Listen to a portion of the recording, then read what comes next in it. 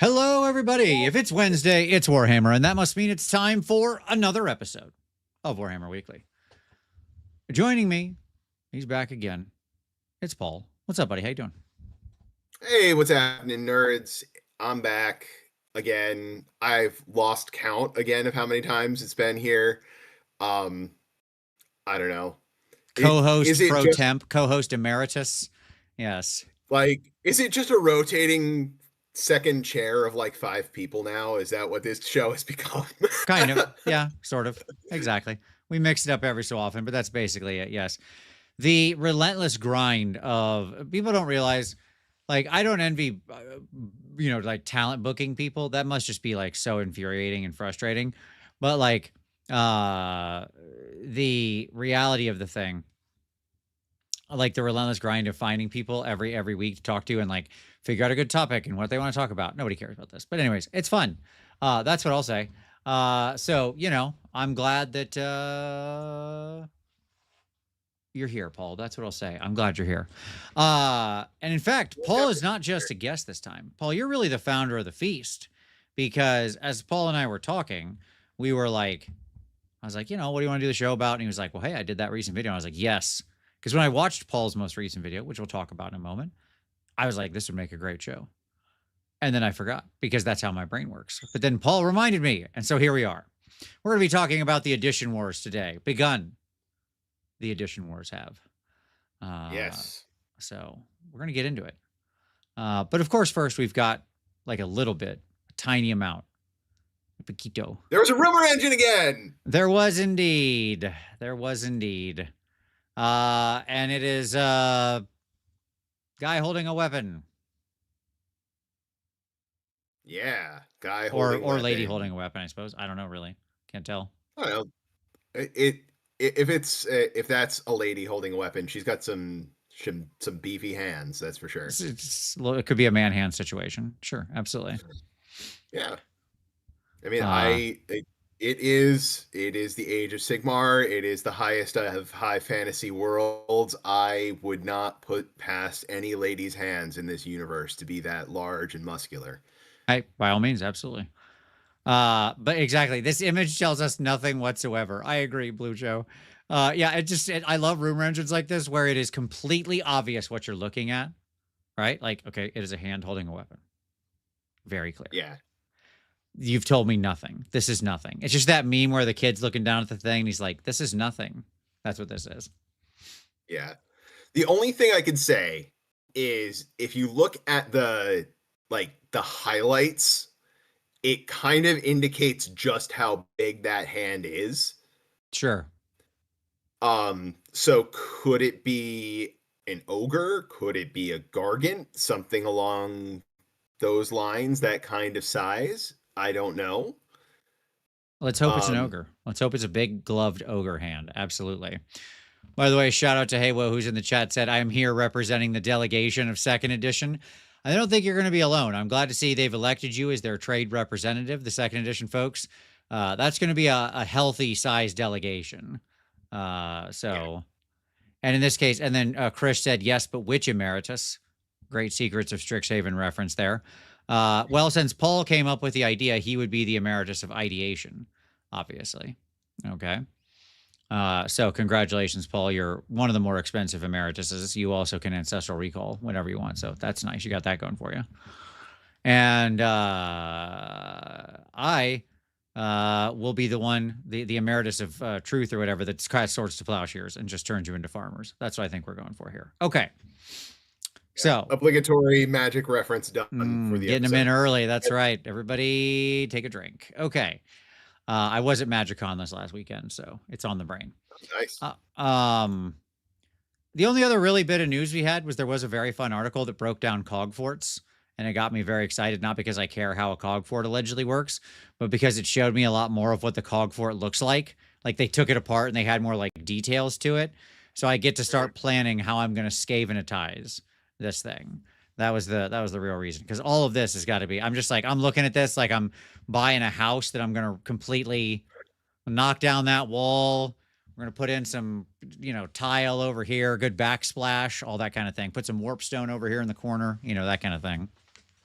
Yeah, absolutely. And it, uh, you know, if the like whole Cogfort army is a real thing and it's not insanely expensive, like I might have to do that and just make it a fun conversion project, like just because. I'm guessing you could probably make a much cheaper version of this, which is just to Yeah. like go out and buy some towers or something and then Yeah. give them legs. Yeah. Yeah. Put some fun legs on them. Yes. But yeah, so this will be a rat fort when I make it. And that's basically all the news. It's just that easy because right now the entire homepage of warhammer.com is just new 40K. Wow. Okay. So, Yeah. who Which I knows? have been paying zero attention to. This like nostalgia bait for second edition, I really couldn't care less. But if you are really excited for the nostalgia for second edition, then my advice is you should probably be taking better care of your back, and also go ahead and schedule that colonoscopy because you are of an age where those things are necessary. They are Yeah. reaching for this one, but people seem excited, so that's fine. Okay. Yeah. Listen, Um, I'm always happy when other people are happy. that's Like, right. Means nothing to me, but I'm glad they're happy. yeah. Okay. As Vince remembers, he needs to take notes for a timestamp and grabs his trusty envelope I write everything on. I'm impressed that you have a random supply of envelopes at hand. Well, no, whenever I have a letter down here, I just save the envelope and use that to write my timestamps until it fills up, and then I recycle the envelope. Don't ask me It's why. very green of you. I guess, yeah. Green or lazy, one of the two, but I guess sometimes it's nice when the two work out together. Yeah. All right. Let's talk about some pick of the week. Yes, sir. Paul, what would you like to share with everybody? I'm just gonna shamelessly self-promote my own video that I did recently on the general topic that we're gonna be talking about tonight about generally what is, in my opinion, kind of going wrong with the current edition of Age of Sigmar and what we can kind of learn from past editions and hopefully bring things in from the past that work now and kind of I tried to put a positive spin on it. You know, a lot of people are like the sky is falling, Age of Sigmar's dead, blah blah blah. Like, no, like I wanted to be like, we have a good base. Let's build on that, pull some things from the past that are good. Here's what I think worked in the past. So that was basically the summary of the video that I did, and probably a lot of our discussion we're going to have tonight too. Absolutely. No, it's a great video. Like I said, I watched it originally. I hit like, which by the way, everybody watching right now, you should hit like. Here's another thing, Paul. This is a new thing. Hey everybody. There's a new thing you can do that costs $0 but does help this channel. You ready? Okay. If you're watching on your phone right now, only on your phone, because apparently that's the only way you can access this. Paul, did you know this is a thing? If you're watching a YouTube video on your phone and that channel has between like, I think it's like between 5 and 5,000, 55, I don't know, like 500,000 subscribers or something like that. Like if you're a mid-sized channel, or like this channel, we're a mid-sized channel. Hi, everyone. Welcome to the mid-sized channel. On your phone, you can like slide it over and there's a little hype button. And if you get like 5 hypes per week, okay? And when you hype, you give a certain amount of points. And if this all sounds completely dystopian, it's because it is. But now we can play the weird dystopian social credit game on the phone. And then the more hype points you get, the more it promotes the video to everybody. So, hey, I know that's more steps than just hitting like, but if you're on your phone, do that hype thing, I guess, or whatever. Thank you. There you go. Because apparently YouTube finds more ways for us to annoy people. Yeah. No, you do not have to start. Please don't start watching on your phone just to do this, by the by. Yeah. And more ways to create cringe. Because, man, really? I know. Hype. Yes. But I mean, people have become really good at like this hype of farming hype, I can tell, because like if you look at the top hype videos that get promoted all over the place, it's like crazy. Anyways, don't worry about it. If you're not on your phone, I don't care. It means literally nothing to me. Just hit like and subscribe and do the normal stuff. All right. Yeah, it is very Black Mirror. Yeah. Okay. Hey, thank you, DJ Steele, for hyping Fireball the Gazebo, John and I's RPG podcast. You can find the links below. Anyways, I got 2 picks of the week this week. Number 1, shout out to our good friend Don from Springfield, who is running an 8-man team tournament. Okay.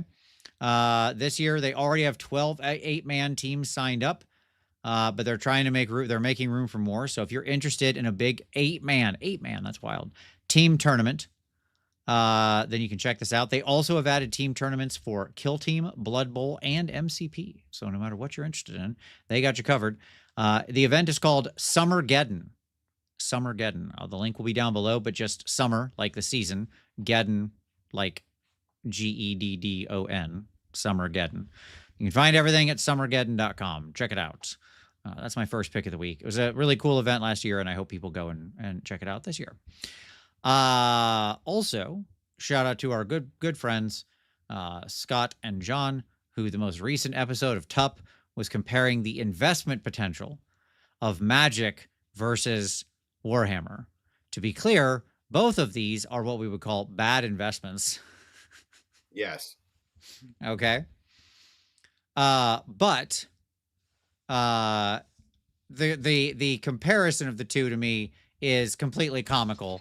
But it was a very funny episode, and very much worth a checkout. So everybody, I need to go watch this because I have not done that yet, and oh man, is that exactly in my wheelhouse of interests. Absolutely. Oh, people asked me where Summergeddon was. Yes, of course, I should have said that. Summergeddon is in Springfield, Missouri, from June 26th through the 28th. So it's that weekend, that Friday through Sunday. There you go. Springfield, Missouri. So pretty middle of the country, I suppose. There you go. Yeah, about as middle as it gets. It really is. Okay. So with that, let's turn to some hobby time. Go back here to this initial thing. Paul, what have you been working on, buddy? What are you working on? Honestly, like I'm sitting in it right now. Yeah. I'm soaking in it. Okay, go ahead. I am soaking in the midst of it. For about maybe like 2 years-ish, I had moved my hobby space up to my office upstairs. And I realized I wasn't hobbying as much as I had been in the past because it's like the same room that I work in because I work from home. And I was avoiding being in that room more than the insane number of hours a day that I'm there already for work. So I decided I have to move everything back down to the basement. So I've been working on cleaning everything out up down here, redid all of my shelving, all of my got more shelving for armies. I'm cleaning things out. I'm reorganizing. I have not put paint on a model yet down here since the move, but I like literally it's been over the last couple of days. I took a few days off of work to get stuff done around the house, inclusive of this project. So yeah, I'm hyped to get back to actually hobbying in a space that doesn't feel like a prison anymore. Sure. I work where I hobby. This is my work desk as well. So I don't know. I like it. It's very comfortable to me, but I can get it. Sometimes you need your own space. There's nothing wrong with that. I am amazed that you can do that. I live at this desk. I will die at this desk, probably. Chances are. Statistically, it's very likely. Hey, Vince, give me your Hades with a super chat. By the way, thank you for the super chat. Everybody, that really does help the show. Hey, Vince, many of your core armies are Chaos, STD, Hellsmith, Skaven, and Slanesh. Yes, that is true. How intentional, unintentional is that?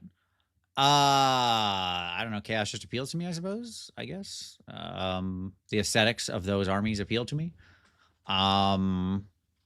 So I don't know. I didn't sit about and go like, I really like Chaos. What can I play in Chaos? But, you know, I really like my Iron Jaws as well, and, you know, that kind of thing. But those armies just, they write bad rules for them over and over again, so it makes me want to play them less. Whereas, like, Skaven has passable fun rules, and Hellsmiths is also passable fun rules. So there you go. Yeah. Is what it is. And Slaanesh has very bad rules, but I still love it because it's the perfect aesthetic. So, I but wonder there's if hope. I wonder if there's anything to it being easier, like game rules wise, to write compelling rules for the bad guys. Of course. I think that's absolutely true.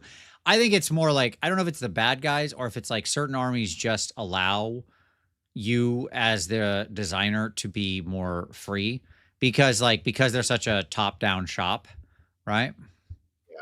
Yeah. They like when they look at Iron Jaws, they're like, well, this army has to be simple and stupid, full of stupid people. Right?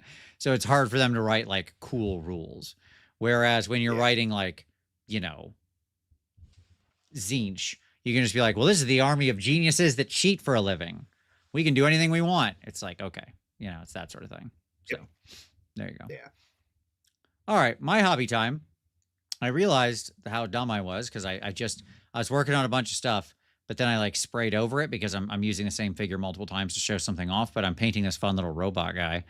But specifically, I'm painting him using a bunch of the Vallejo true metal paints, like the colored metal paints. And what I'm making, I'm recording some footage for a video all about how to combine the colors into interesting effects. People are always asking me about doing like sort of more pattern or rainbows or color transition effects.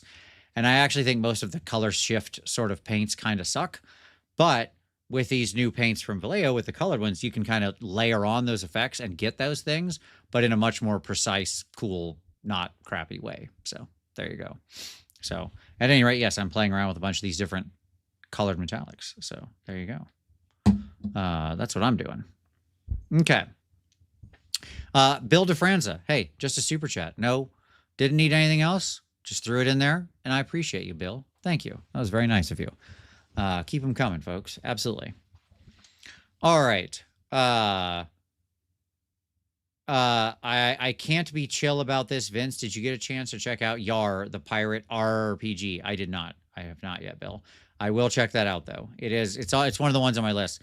I got a bunch of things that I need to check out in the RPG space. So yes, but my RPG world has been very busy because I'm bringing my current. This is not relevant, but just so you understand, bringing my current campaign to a close next week is probably our final game, and I'm getting ready to take over a different game as a GM. So I'm in the middle of like the transition period, the end of one game, the beginning of another, which is like GM hell. So there you go. Okay. Anywho. Yeah, there was actually, along the lines of role-playing games, there was one that I actually tried out fairly recently, was the Monty Python RPG. Okay. Whose name I'm forgetting at the moment, but it based on Monty Python and the Holy Grail. Sure. Very interesting. It would have been very funny if it was based on the life of Brian instead. It would have been. It really would have been, and I've been trying to inject as many jokes into that from Life of Brian as well as possible. But yeah, really interesting systems in that. If you haven't checked it out before, very unusual and like. Sure. I mean, I assume there's no horses for sale anywhere in that book. That is just not. You're not getting no, not whatsoever. No. Yeah, but I need to get the group back together because that was my first experience being a DM as well, and it was actually pretty fun. So kind of fun, more comical based games are oftentimes really great new experiences for GMs because you worry less about the rules; it's more just about the experience. So, absolutely, yeah. Toon was always a good first one back in the day for people to run. Holy Zest with the super chat. Do you think we'll get a Scourge of Gyran style update this year? I hope so, but I haven't seen anything so far. So, Holy Zest, I've thought about this a lot, and I think the answer is we'll get something like it, but I think they'll wait till later in the year because I think they have to wait until after the 40K hype is over. Like, they're not going to try to do both at the same time. So I think if we get it this year, it'll probably be a Q3 thing instead of the Q2 thing it was last year. So we'll see. Which is fine, I guess. I don't want the Scourge of Gyran rules to go away. My entire Hellsmith's army is being carried by a Scourge of Gyran war despot whose shoulders are tired from holding that whole army on his shoulders. So there you go. Yeah. So we'll see. All right. Speaking of updates, changes, additions, let's get to it. Begun the edition wars have. So let's talk about it. Let's jump over here. There we go. Yeah. Edition wars, good and bad of 4th edition and beyond. Is there an expiration date of the Soggy rules? Yes, theoretically the July of this year when the General's Handbook comes out. Theoretically. Okay. Little summary. We'll start here, Paul. Let's lay some groundwork. Okay. Lay the foundation down. Exactly. Aztec with a super chat saying, "Hey Vince, wondered if you had any suggestion on how to make a cold feeling gold." So I have a whole video on it. That would be number one. But deeper answer is yes. You want to take some of the rich yellow ochre out of it and bring it more into a pale yellow. Same thing with the brown. The brown should be more dead. Like that is to say, use a brown with more gray in it. Basically take everything and shift it a step toward dead, toward gray. That will make it feel very cold. It's harder to do because that middle transition that makes it look like gold is often in the rich yellow. But if you work more in like the sort of more faint moon yellow type of colors and stuff like that, as opposed to the rich ochres, it'll feel colder. If you then work just the tiniest smidge of a very dark blue-black into your deep brown shadows, that will really set it off. Okay.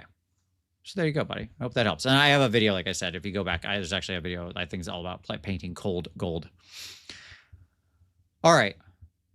Thank you for the super chat. Keep them rolling. This is great. Thank you, everybody. I really appreciate it. Okay.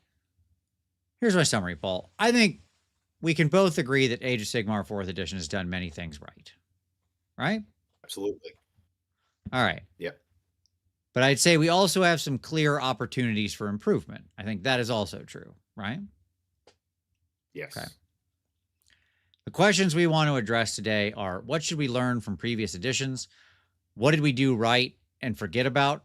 What did we do wrong and also forgot about, right? Like when we're looking back with our rose-tinted glasses, I see the second edition heads in the audience. That's fine.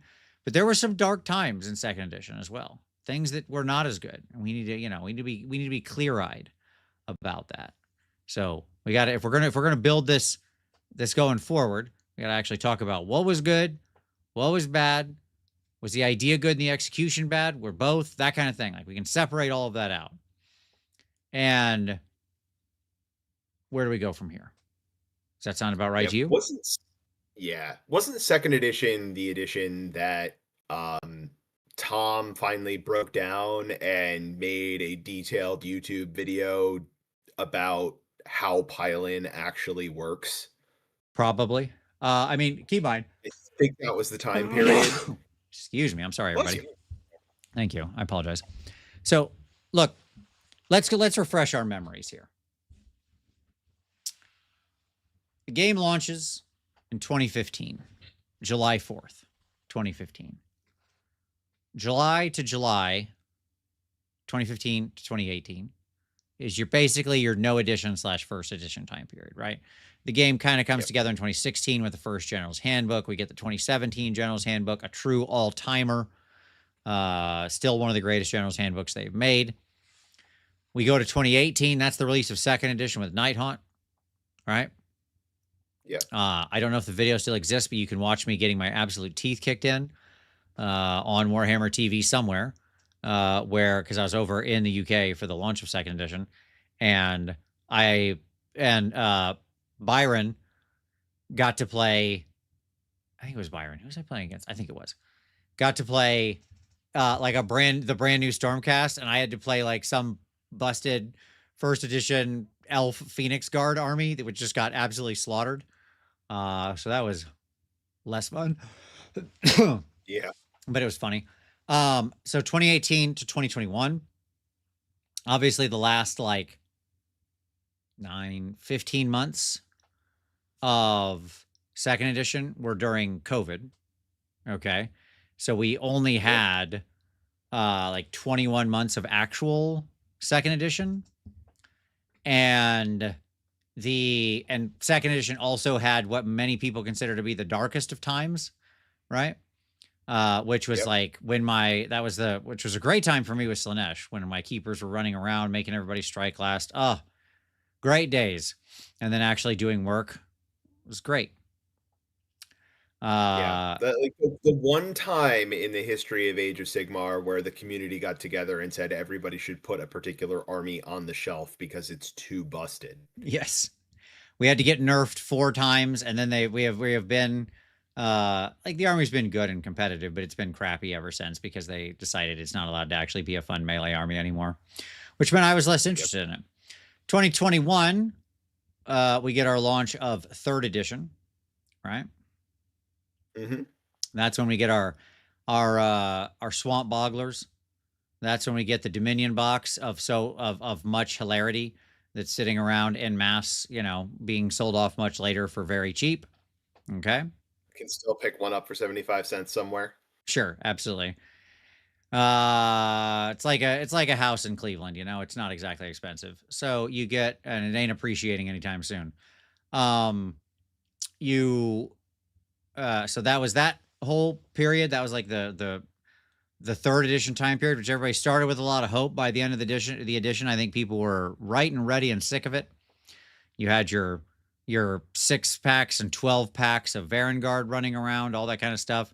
This is also where we experimented with the nonsense of 6-month GHBs, right? Okay. Oh, yeah.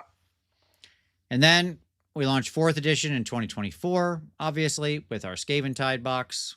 Great times, much success. Yay. Best box set, obviously, that they've released, featuring both the new Reclusians as well as so many great rats. So many great rats.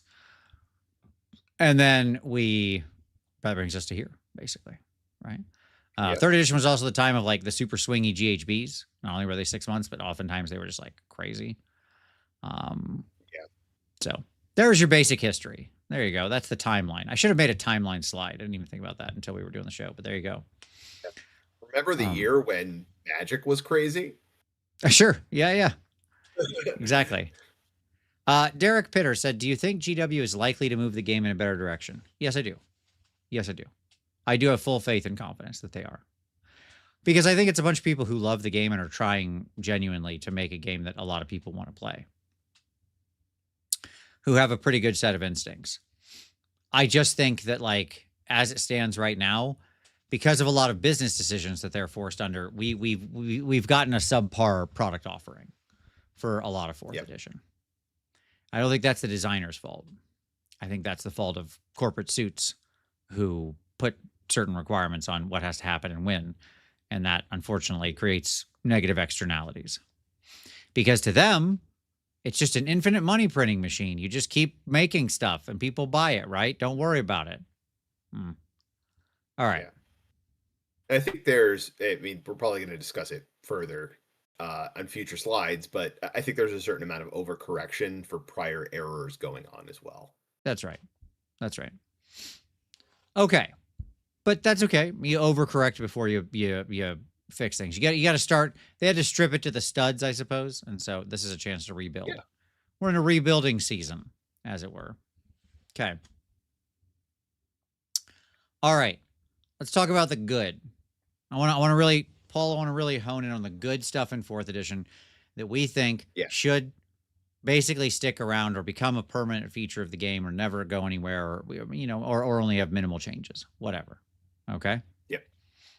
All right. Number 1, the core rules, except manifestations, are very clean and easy to utilize. Absolutely.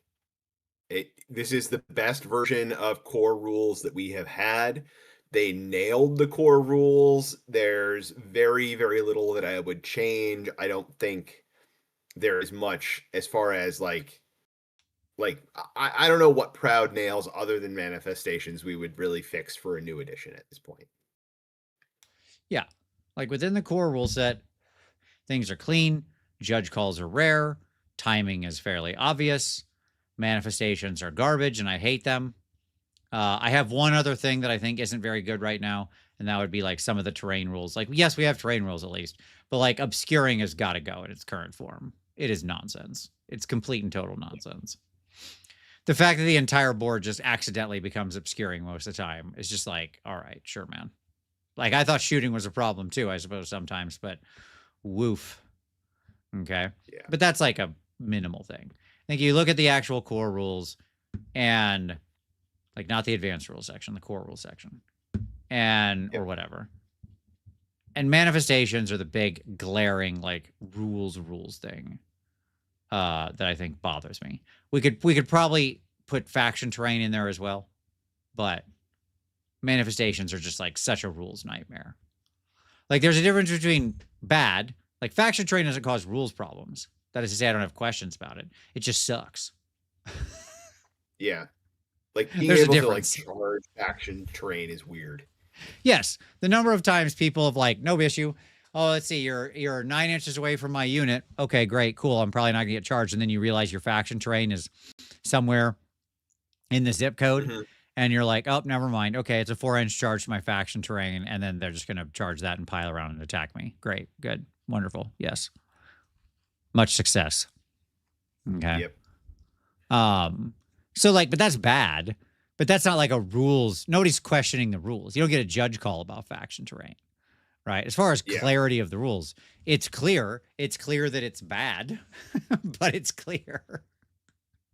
Yeah. I mean, I think one of the things that we can really say for AoS rules success-wise is like judge calls at tournaments are really not a thing. And they honestly, they haven't even really been for a while. I mean, I haven't run like an RTT in a while at this point, but like usually the first response was like, did you read the rule?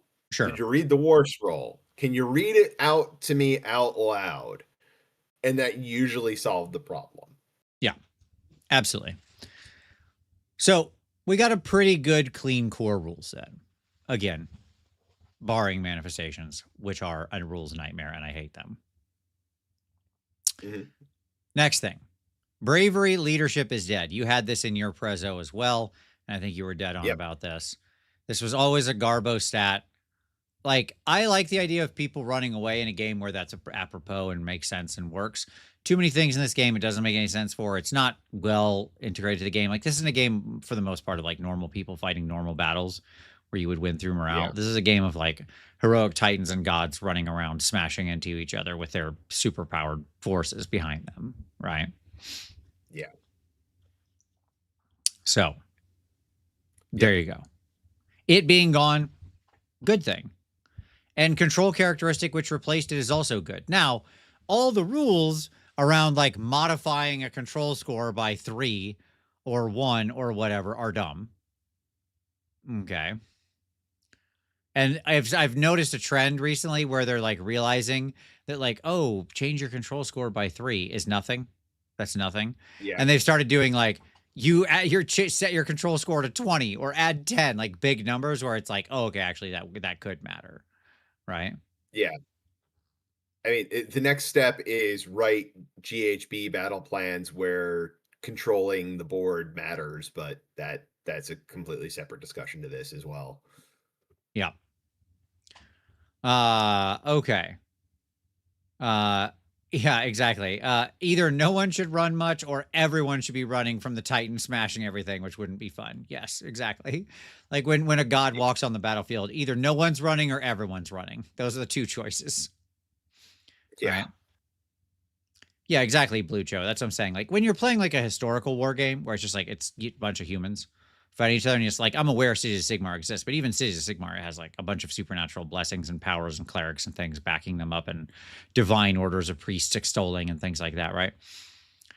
But when it's just like the French versus the Prussians or something, it's like, well, yeah, morale is a huge part of what determined battles, because they're regular humans who don't want to get shot and so or stabbed, so they would just like probably run. Also, they weren't in it for the cause. You know? Yeah. Okay. So anyways, control characteristic, good replacement. We clearly need to dial in some of the rules, which they've been doing so recently, on how to actually play with that thing. So fine. Like you'll see rules that set your control score to 1 or add 10 to your control score. That's the right way to play with that mechanic. Not add 3 or add 1 or add some dumb number that's irrelevant. Right? Okay. Yeah, it's like bomb that objective. Like Right. that's what you need to do with it. Yeah. Yeah. Yeah. Okay. Scourge of Gyran, we mentioned it already earlier in the show. I think it was a tremendous A plus. success. Exactly. Why are we not doing that? Like, I hope we do this again this year for the reasons I said earlier. This needs to just be a regular facet of the game, Yeah. right? This should be every 6 months, not every year. Come on. Sure. Like, I just want to see that. Like, it's such a good way to correct scrolls, to add alternative options, even if it doesn't need correcting. Just like, here's a Yeah. different version of that scroll. Cool. Right. And it was telling the story too. Yeah. Like it was inject, or at least it has the potential to tell more of the story that way. And yeah, leverage it more. Good job. Do more.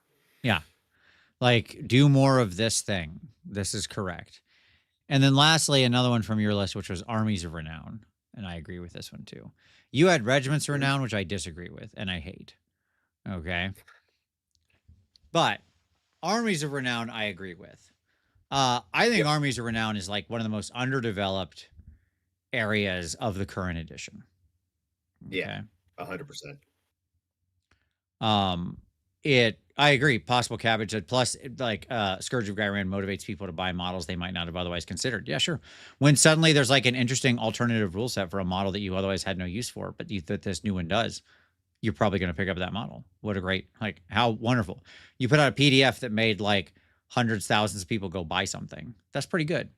That's pretty good. Yeah. But yeah, Armies of Renown rule. It's such a fantastic idea, and it's undercooked right now. The fact that like we're going to do the show once we finish all the books of hard ranking all the Armies of Renown. Okay. Which I very much look forward to. And the number of just like joke Armies of Renown is too high. You're doing 2 in a book and you're making one of them a joke. No, stop that. Too much F tier. Like, yeah. And like the one corn one that was like way overcooked, and then nerfing it into the ground, it just being a joke instead of making it reasonable was like made me sad. Yeah. Like they and it's a fair point, Gooball, who said, like what happens when the Scourge of Gyran rules go away? I hope they don't. I hope that's the answer. In my estimation, like, or at least they don't until the edition change or something, and then you have a new version of the thing or your next book or whatever. If they put this thing out, it should just stay legal until the next book. That's it. Yeah. That should be the time frame. The idea of putting it out for a year is like, no, come on now. You know better. And Odd Mini said if it's a joke, it should at least be a fun thematic joke, not a bad joke. Yeah. Not Nagash sits there for 2 turns and does nothing as he like forms or powers up or does whatever he's doing. And then when he powers up, your reward for not being able to play him until turn 3 is, well, we forgot to write that part of the rules, but I'm sure it's in there somewhere. Yeah. Okay. So, but Armies of Renown, they could do so much more with it. We could be bringing in other troops, other forces, right? But closer back to like 2nd edition factions. Like we could have allied type forces in there without the regiments. You could dictate certain regiments renown from other armies that are allowed if you wanted to go that direction.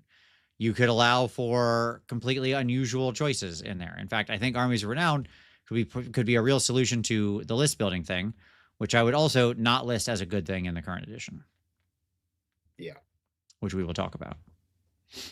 Okay. Is there anything I missed in the good here that you wanted to hit on? Like, was there anything, in your original kind of breakdown that you thought was stronger that you wanted to bring up here? I like the idea of the regiments of renown. I will put my stake in the ground a little bit for regiments of renown as a thing existing that I think is a good concept that is also like armies of renown. It's just not fleshed out well. It's not working as well as I would like to see it. I'd like more flexibility with them. But it's our one opportunity right now to mix and match armies a little bit. where we had in the past with allies and coalition, maybe it was a little overboard, a little bit too free with our souping and mixing and matching.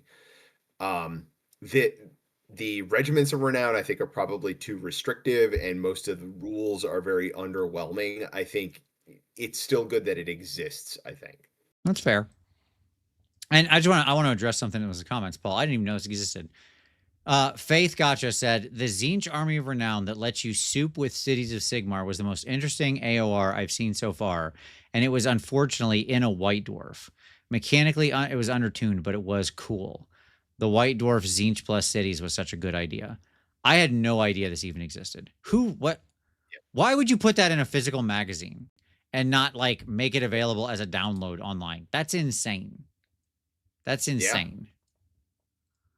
I had no idea that was even out there. Yep. What? First I'm hearing of it. And I play this game a lot and cover it every week.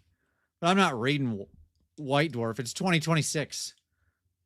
Like, I mean, good on you. It's not a shot at you, Faith. I'm just saying, like, that's insane. That's insane to put out something so cool in a freaking print magazine in the year of our Lord 2026. Yeah. Okay. I mean, cool. The fact that White Dwarf even still exists is, man, and that whole thing is nostalgia bait, but okay. Yeah, sure. Like, I get that Vanity Fair still exists or something, right? Like, there are certain magazines that I understand. Not White Dwarf, but okay. Good on him, though. That team's probably over there just cooking, just making amazing stuff every week. And they're like, man, so much cool stuff in our magazine. And like 7 people read that. Incredible. Okay. All right. Next up, Paul, want to talk about old and bad. Okay. So things from the past that I want to refresh ourselves on that were bad and we don't want to go back to. Okay. Yeah. The things that like the trauma has just blocked out of our memory.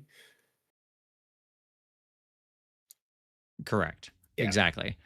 Hades said, Vince, the next edition of White Dwarf is going to have a wizard battle minigame in it. Are you going to review it? It looks fun. No, because it's in a White Dwarf. I don't buy White Dwarf. I'm not buying that. Like, I'm sorry. If somebody sends me the rules or something, sure. But like, I'm not like, I got my limits, man. And reading White Dwarf is on the other side of that line, even though that does sound very cool. But here we are. Okay. Put it out on an article I can read online, or don't do it. That's the rules. All right. Yep. Old and bad. Number 1, old force org charts and battle line didn't work. I really do think that we've never, I'm going to say something here. I don't think we've ever had a great list building system in Age of Sigmar. Ever. Nope. Never made sense. Like, I think they've always had problems. I think you could say, well, this one was better than that one, or X is better than Y. You could do that, of course. You can always have a comparative, right? I'd rather be kicked in the shins than in the nards, for example. Those are 2 bad things, but I can still separate a difference between them. But choices where I'd rather not be kicked. Okay. Yeah. Like, from the very beginning, fulfilling battle line requirements was way, way too easy. And then we got rid of that. And there were like, the other requirements just never even made sense, like limiting monsters. Any army that wanted to take more monsters than the maximum had an exception for it. Right. And like, why was there ever a limit on artillery that just punished Skaven and literally no one else? Right, sure.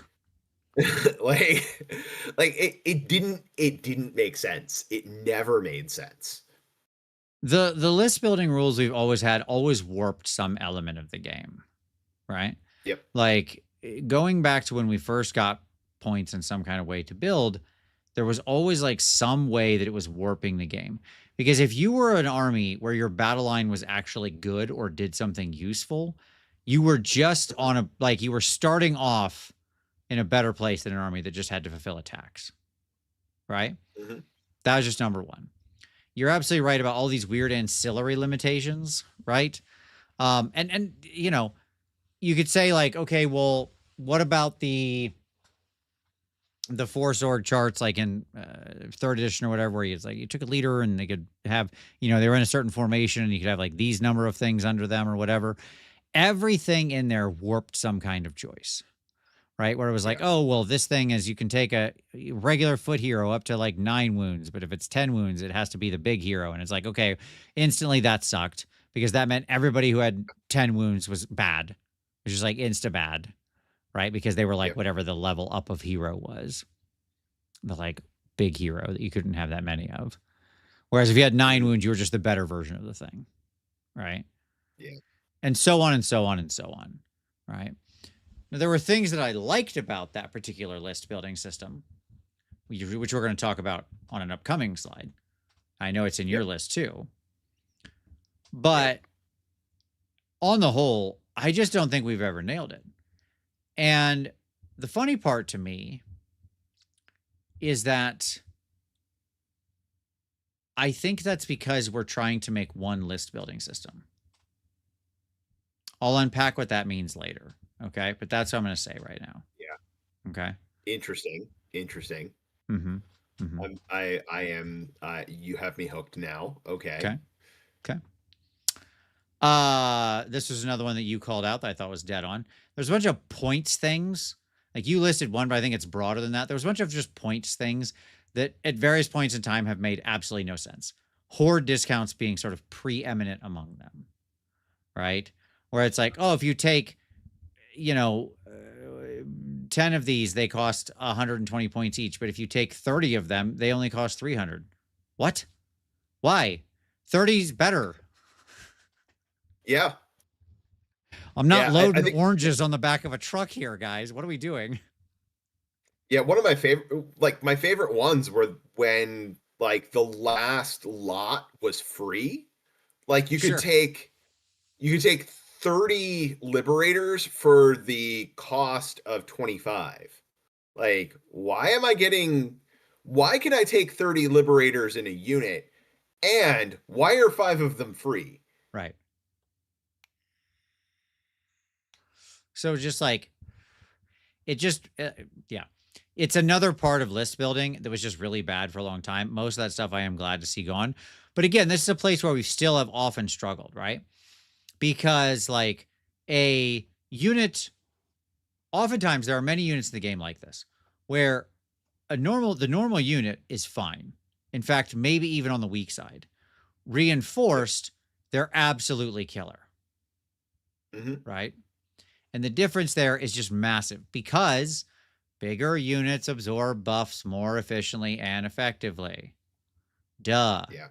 A big unit is always better. It can take more damage. It can absorb more buffs. It can now punch above its weight. +1 to hit on 10 guys is not worth as much as +1 to hit on 20 guys is not worth as much as +1 to hit on 30 guys. Like, it's pretty obvious why bigger is better. Like, this isn't like some complicated thing. Unless the unit has an extremely specialized role that isn't combat, i.e. your job is to like be fast and small and go around and tag objectives or get gold, then for the most part, being reinforced is better. Yeah. At some point, they seem to have decided that like MSU was bad and they wanted to try and punish it, or maybe not punish it, but encourage large units for some reason. I don't know. I never understood that choice at all. Yeah, it was weird. Hades says, Horde discount was nice, though I miss big armies. I mean, look, I come out of 4th and 5th edition where I started. You go back and look at the sample armies in the back of those books, it was like 25 figures in some of the cases. So small, right? Like, this is my big unit. It's got 15 people in it. Whoa, whoa, whoa. What are we doing here? Right?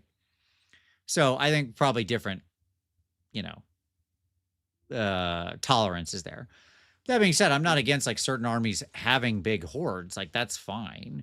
Like, that is to say, it's cool that you can take 40 zombies or 40 clan rats or whatever. Right? Yeah. But the whole idea that a bigger unit isn't better is so funny to me. Like, of course it is. And that's the problem in the game right now, too. Yeah. Take Monstrous Infantry, for example, right? Let's just take Ratogers. Our old friends, the Ratogers. Okay.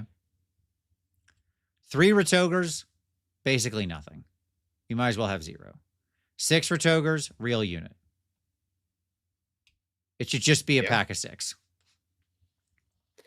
Yeah, and I think that's the case for so many things in AoS right now, where it's like either you take a reinforced unit or you don't take it at all. Right. Like, it's not that there's nothing that, like, again, there are exceptions. There are plenty of things like Canary and Doc. You never reinforce those. You want one of those units, right? Of course. Mm-hmm. Sure. You know, it exists. But for your actual, like, mainline, either anvils or hammers, making them as big as possible is better. So, like, why would we discount that? All right, anyways. Next up, very swingy seasonal rules. Okay. Paul, we got to find some middle ground here, buddy, between Gruul and absolute mad lad LSD trip. There has to be something in between. Yeah. Okay. Yeah, like that. What are we doing? Man, remember when part of our seasonal rules was like our like realm rules too? Sure. Yeah. Like, whoa. We're going to go to all the realms. No, we're not. Forget that. That's not happening anymore. We're done with that now. Yeah. Like, the seasonal rules being so crazy, big, swingy was bad. The seasonal rules being basically nothing, which is what they are right now, probably also bad. I do not get this. Yeah, it's like we can have flavor, but it doesn't have to be like 5-alarm fire in your mouth to be flavor. Sure. Exactly. Yes. We don't always have to go to the atomic sauce.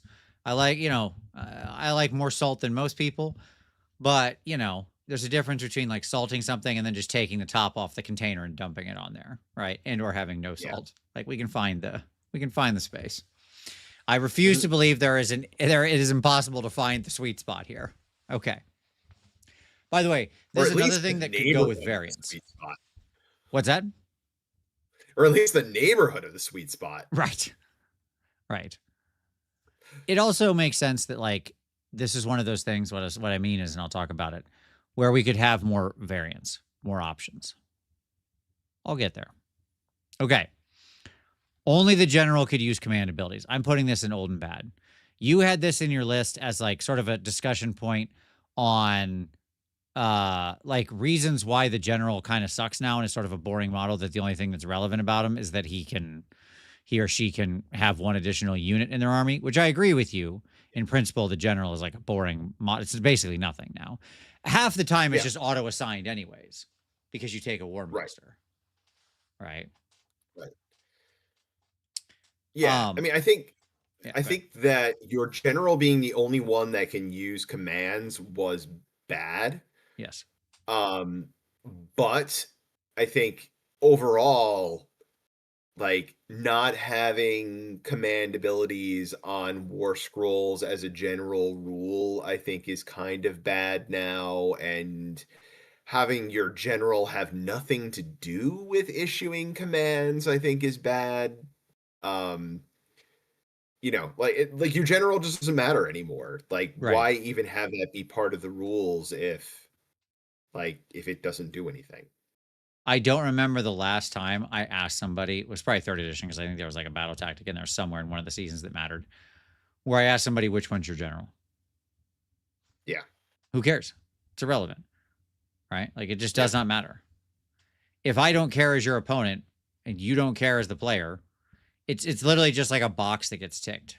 That's it, in a list building app. Like, sure, that one's the general. Whatever. Fine. Who cares? Means nothing. Yeah. Yeah, in early AoS, like, your whole army design could really revolve around who your general was and what command ability they had access to, and I think that was very warping to the game. Mm-hmm. But that doesn't mean that we needed to throw out the entire concept altogether. Yeah. Like, it's funny to me that now with most of these things, it's a case of like we went from very hard one way to very hard the other, right? Because it was just like, by the way, the general could issue command abilities was a second edition thing. That's the edition we all say we love and are repping, and I agree. Some of my favorite stuff was in second edition, but I don't miss this. Yeah. Okay. Yeah. Like I think, second edition having the radius for your general being able to issue commands being bigger than the rest of the heroes in your army. Like that was an interesting way to interpret it anyway. Right. Whereas now it's third just like edition, nothing. It's just nothing. Everybody issues commands all the times, anytime. Let's go, yay. Right. Like commands are just a utility that the player uses, which is fine. Like that's fine, by the by. But then you got to do something else to make that character interesting. Right. So, okay. Make leaders lead again. Yes, indeed. Yeah. Okay. Massive Death Stars and or spam, sort of two sides of the same evil coin. This is another thing that was very popular in like second and third edition. Both had these challenges over and over and over again, whether it be massive zombie hordes or just, unbreakable Death Stars that would come in, whatever. I mean, we have curtailed this in the worst way possible, but we've done it. Yep. So yeah, and I wish their answers for this were better. Sure. But in the way that like you need to take your reinforced units for pretty much everything, it's like everything's a mini Death Star now. Like, right. Congratulations. Like you've spread the love a little bit, but it's still everything's a Death Star. Yeah, I mean, the spam thing is interesting because we tackled that one like very head on with the whole once per turn army thing, which we'll talk about in a little while. Yeah. But we handled it like this is where we're going to get to this is where we're going to get to one of my thesis statements that we're trying to serve too many masters at once without clear guiding principles to say what we're trying to do with this version of the game or whatever. Okay. So, all right. Lastly, rules that were both swingy and meta warping. Like there were units, like somebody mentioned the Fox earlier, right? And how it could just like tie a unit up and be really and just like completely shut armies down. There was a bunch of just individual War Scroll rules that that were like completely warping to the game. Yeah. The puppy is not here, by the way. She is she's away at puppy boot camp. Okay, no, none of that. She's at puppy camp. None of that.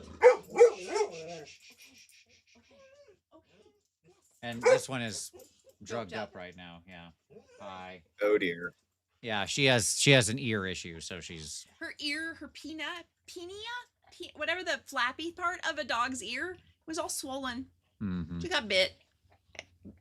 Puppy bitey face went too far, and Aspen's ear got all swollen, so we had it drained. It's not. It's dogs are gross. Yeah. Yeah. Anyways, they are. Paul is awesome. Very excited to see Paul. Yep, absolutely. Vampire shirt on. Mm-hmm. Yep. Is it backwards? I don't know how they're looking at it. I have no idea. I'm not sure. Is it backwards? Yeah. Do we see it as backwards? I mean, I guess. Yeah. I don't know. Can we get rid of Tom? Sure, absolutely. We'll do what we can. Yeah. Okay. All right. Bye. I love you, dear. Like and subscribe for dogs. Yep, absolutely. Everybody like and subscribe for dogs. All right. So yeah, you just have rules that would just like a single War Scrolls rules would like completely warp the entire metagame, right? Because it'd be like, oh, that thing is so crazy strong. So even if it wasn't spam, it could just change the entire game. I think again, this is an old and bad thing. We've mostly, I think, corrected for this, which is good.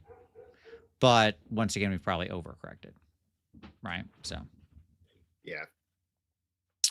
Yeah, I think the overcorrection is so many of our War Scroll rules now are just like boring and bland and the same thing over and over again. And right. Yeah, it's unfortunate. Whoa. This unit can do a D3 mortal wounds on a 2-up, hold on, guys. I'm going to need a moment to adjust to the level of power you've just offered me. That's crazy. Okay. Hold on. You mean when I attack with this hero, I can activate the unit next to them immediately after and get +1 to hit? Whoa. Whoa. Curveball. We're getting crazy now. It's getting kind of crazy up in here. Okay. Yeah. Like before we were at a rave and it was going a little too far. Okay. Like it was getting late in the night. People were passing around some illicit substances. Things were going wild. It was crazy. Okay. We were at like past 2 in the morning, bad decisions were made. That's right. That's right. Now we're just at like a conference brunch and mixer for like accounting professionals. No offense, Paul, to your profession, but you know. Listen. I take pride in being the interesting one in the office. Sure. And I'm not that interesting of a person, so that should really tell you something. I was trying to decide between dentists and accountants as to who would be the more, sort of exemplary representative of the boring profession, but that's fine. Okay. Yeah, listen. I make no bones about that. For those that do not know in the audience, I am an accountant. That is what I do for a living. And my people are incredibly boring. The stereotypes are pretty much all true. It like trying to have a conversation with my coworkers sometimes is like just like watching paint dry. I can't. And that's why I have all of you. Whenever I think of accountants, did you ever watch Parks and Recreation? Oh, of course I did. The firm that was constantly trying to recruit Ben, right? Yeah. Like that's who I think of. That's like the people like, yeah, that's it. That's the group, right? Okay. Yeah. And the sad reality is that firm is not even that much of a caricature of how accounting firms actually are. Like it really is that. It really is just the most boring people you've ever met. All right, enough dunking on accountants. Okay, so that's the old and bad stuff. All right. Here I have a question. My next slide is just called competitive play ? Okay? Yep. So, in the move towards a more balanced system, I think the irrelevant question we need to ask is, did we lose the special sauce or a special sauce? My answer is yes. Okay. Now, that could be temporary. That can be fixed. We've stripped it down to the studs, and a frame is a boring house. But we can build some stuff in there. Like I said at the beginning, we can put up some interesting backsplashes. We can do some stuff. We can bring in some wild furniture. Yeah. We can go Art Deco, whatever we want to do. It doesn't all have to be millennial gray. That's right. That's right. Cygnus said, my brother is a partner in an accounting firm and Parks and Rec is accurate. Yep. Amazing. All right. Paul, I want to talk about blue ocean, red ocean. Okay? Yep. All right. This is my grand theory of everything when it comes to AoS. Mm-hmm. So, blue ocean, red ocean is like a metaphor that you use in business when you're talking about what type of products you want to bring to market. All right? So, if the ocean is blue, that means it's open. There's things that you could potentially hunt there with your product, whatever, you could be successful. Red ocean is what you want to stay away from. A red ocean is an area of the sea that is already being actively hunted, and there are many predators there already snapping up the available prey, right? Meaning it's blood. Like some sort of really bad algae bloom that's really smelly that happens there's blood Florida in the water occasionally. It's just, yeah. So like there's enough hunters that they've turned the water red, right? And so in general, when you're trying to think of products you want to bring to market, you want to go for blue ocean, not red ocean, right? Okay, so whatever. Think differently, blah, blah, blah, all that crap. Fine. Why am I talking about this? Because I think the trend toward minimal, simplistic, easy to play, not too complicated games is like what everybody's doing, and it's boring. It's like very red ocean. Okay. Like there's a lot of blood in that water. Everybody making a war game will say that. If you look at the marketing for any war game being made, it's like it's simple, it's fast, it's fun to play, it's so freaking easy. It basically plays itself. You just sit there, like that's the thing, right? Put no effort forward. Infinite scroll your life away. Let your brain rot while also playing our game. All right. And like that jumping into that market and trying to make your game like that feels very wrong-headed. What made Age of Sigmar, and in fact, what sets apart Warhammer in general, is the fact that it's not that. Yeah. The blue ocean here is being big, loud, crazy, wild, a little bit complicated, a little bit silly. Like, yeah, you can get into it. That's what Spearhead's for. Spearhead's for getting into it easy. The regular game itself, nah, man, it's crazy town. Like truly off the chain. Like, welcome. We're all mad here. Okay. And like that's the blue ocean. Nobody's really doing that at this scale. So they're just they're literally walking away from their blue ocean where they were the only competitor in the space, metaphorically, into one where everybody's playing in that space. Yeah, like the whole world of Age of Sigmar is like, you try and describe like what the world is, right? Like you try and explain it as like, oh, it's kind of like high fantasy. Like, no, it's like high fantasy on acid. Yes. Like this it's world epic fantasy. Yes. It's crazy. Like, why are the rules boring? Mm-hmm. Yeah. Yeah. And it doesn't make sense, right? Like you're like, this is the most wild acid trip world you've ever imagined. Now here's some pretty simple rules to play it. And it's like, wait, what?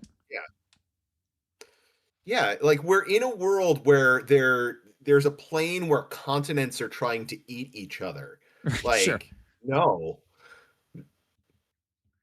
Yeah. Like, let's make the rules interesting. Absolutely.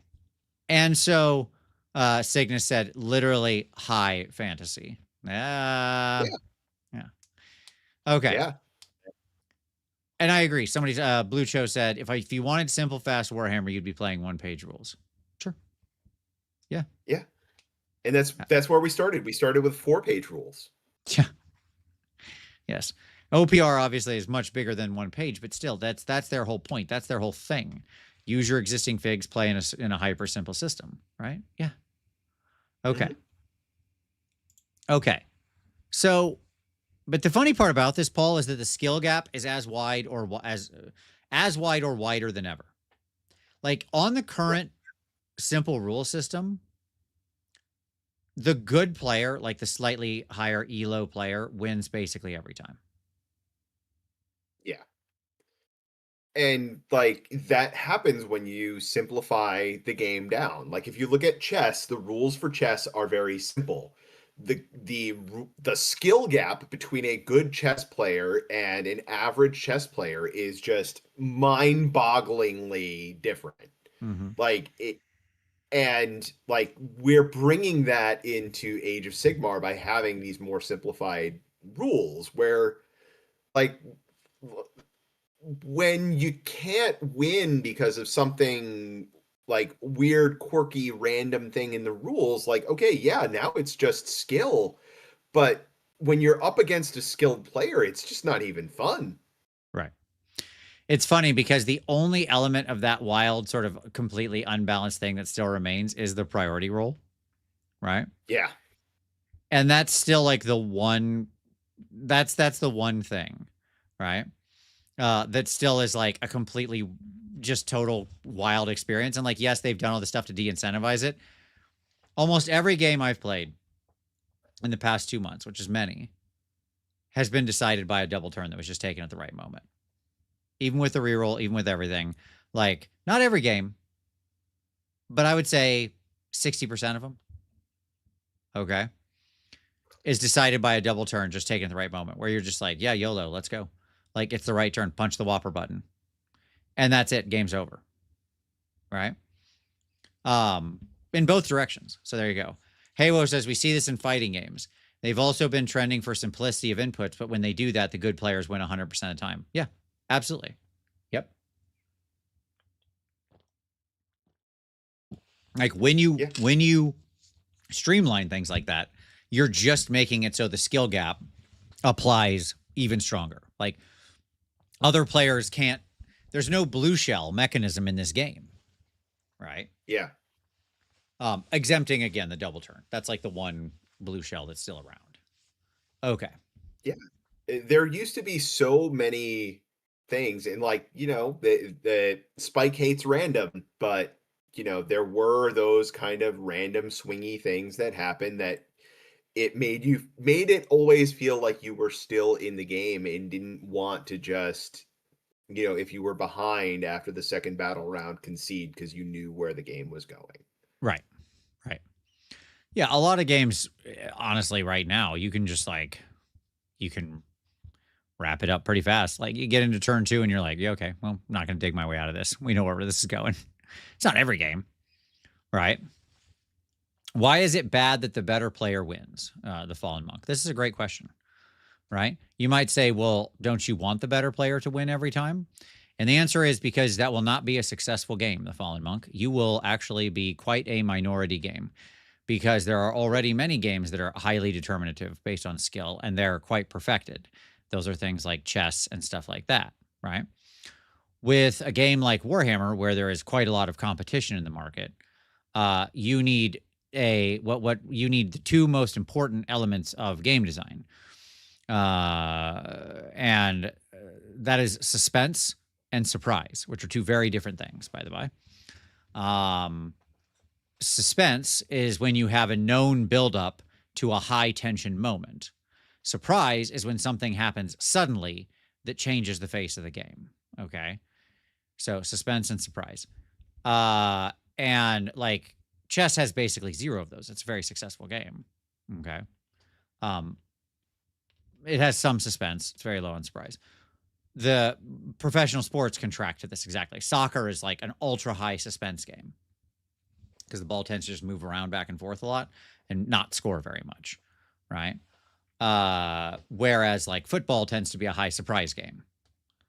There's suddenly an interception and they run the entire length of the field back and score a touchdown. It's like, oh my God, that's like a huge surprise out of nowhere. So at any rate, those things matter because those kinds of elements need to be there. And to be there, they cause swinginess in the game, which means the better player doesn't just automatically win. Randomness takes a hand to create suspense and surprise. And it's what keeps people in the game. It increases engagement effectively. So. Yeah, it makes you feel as the underdog player like maybe you still got a chance. Right. Yes. Like in chess, if you're like 200 ELO below your opponent for some reason, you can play just to like learn, but you're not playing to win. Yeah. Right? So there you go. Cygnus Maximus. I want my games like the Spanish Inquisition. Surprise, fear, and almost fanatical devotion to the Pope. Yes, exactly. That's right. Absolutely. Second Monty Python reference of the night. I'm here. That's right. Yeah, and I think Demandred really summed it up better than I did. A 3-hour game that is already determined by your opponent before anything happens is not worth playing. Boy, is that a much better succinct way to say what I just said in a long way. Yeah. Yeah. Okay. Okay. Let's see. Even with those random elements too, it's like the better player is usually going to win. Right. And you want it to where they tend to win. But riding that line is the key. Yes. Yeah. You just don't want it to just feel inevitable. Right. That's right. That's right. Like ideally you would hit some magical percentage that's like exactly right. Probably somewhere between like 60 and 70 or something like that, where the better player wins about that amount of time. That would kind of be your perfect world. Right. Yeah. Okay. Okay. I'm just reading through the comments. Punted again says, LOL, which is why I keep playing CDH but can't win a game. I mean, you got to cut that C off there, and you're in a good place, my friend. That's where you're going wrong right there. But that's all right. I mean, you play what you like. List building is mostly automatic. There's very little real choice in most books. Not all. We've been getting a little better about this recently, as I think, which is what gives me hope, by the way, Paul. I think the most recent books are showing us the trend line toward 5th edition. That's why I have hope. And the most recent books have some of the most interesting sort of list building potential. Yeah. I mean, I think that for me overall, like the greatest hope is that everything that's currently wrong, I think, with Age of Sigmar is a symptom of they've actually been listening to us over time. Sure. So, like, if they continue listening to us now, then they'll fix some of this stuff. And, like, yeah, list building is a problem. List building is largely automatic and doesn't have variety. And I think even with them putting points values on, certain artifacts or command or heroic traits, like they're paying attention to like pick rate on things, and like if they can see that pick rate is out of bounds on something, well, like hopefully that will eventually circle back and inform their design. Mm-hmm. Yeah, it's a slow cycle. And like, let's be honest, in many armies, yeah, you can build a couple different lists. Like, I'm not saying it's impossible. Of course you can. Like, I can just take a list that's like a bunch of, like when I'm playing my Hellsmiths, for example. Okay. I could like take a bunch of Bull Centaurs. That could just be my list, right? I could do like a Bull Centaur heavy list. I could do that. I have that capability. And it sucks. It just sucks because your list has no ability to take a punch whatsoever, right? Whereas like if you build with like X and Y and Z, you actually have a quote unquote more competitive list. The army kind of sucks in general, but it really sucks when you build that way, right? The reality is most armies you have like probably 200 to 400 points of swing in your list, right? It's like you get to take 1 or 2 units and the rest doesn't kind of matter. Like, and the rest is more or less like this is a very obvious choices. You're going to need X and Y and Z. And oftentimes with a lot of books, unfortunately, it starts with a special character. That's another problem right now. It's like, well, okay, I've got to take, trying to think of like, what's his name? His stupid name escapes me. The FEC special character. Usharon, thank you. Big Oosh. How could I forget Big Oosh? Apologize. Oh, okay, well, I've gotten playing FEC. Well, I got to start with Big Oosh, right? Or it's the same thing with Hellsmiths, frankly. I got to start with Uruktar. Like, that's number 1, all right? And then there are necessities that flow from there and so on and so forth. Got to have my shooters, got to have this thing, that thing, so on and so forth, right? Like, my lists for Hellsmiths is like, okay, at minimum, I've got to have Uruktar. I've got to have the Soggy War Despot. I've got to have my 10, shooters that go to Rend 3. Mm-hmm. Okay. And I got to have the Spear Boys. Like, those are all just must-haves. Those are like in any list, sight unseen. Now, there's other things that are probably also highly obvious. But my point is, I'm already like 1,000 points in. And I've made 0 decisions. It's like, these are just the required to play the army cost of admission troops. I'm not even talking about best in breed. All right. Kairos, Big Oosh, on and on and on the list goes, right? Yeah, and it's funny, it's created this weird situation where it's like, core or battle line as a concept really don't exist, but we certainly have things that we're kind of mandated to bring to make your army actually function. Right. It's just as often switched to like one specific unit that happens to be really good or a special character, Yeah. This is like one of the places where more recent books don't always fall into this trap. Like, I think Nurgle is a good example of one that doesn't fall into this trap. Nurgle is one of the more interesting books to list build with because it's like you actually have options with real trade-offs that actually are kind of fascinating between like, oh, the Poxwalkers or the Pestigors or the Rot Swords, like all of whom have some interesting value, right? Yeah. Okay. Next up, I already mentioned it earlier, once per turn army. This is my current least favorite. I hate once per turn army, Paul, more than I hate like the bad D3 or Yeah, on a 3-up. I agree with that. Okay. Both things suck, to be clear. But once per turn army is like the fun ruiner. Okay. Yeah. I kind of thought And it'd be neat to honestly, play I 2 think it's units of kind of gutter runners. You would think they'd it's both be kind of able to lazy deploy their bomb design, too. rats. You would be wrong. Why? Yeah. Like I think it's just kind of lazy design too. Like it could be twice per turn army or thrice or Yep. there could have been any number of other ways to do this, but they tried to kill spam by making something only happen once, and now it's like okay, like now my beasts of Nurgle are kind of stupid. Like Right. I, Exactly. yeah. And then my last one here is obscuring. The obscuring, as I mentioned it earlier, it's a pox, it's a plague, it's awful. I hate. There's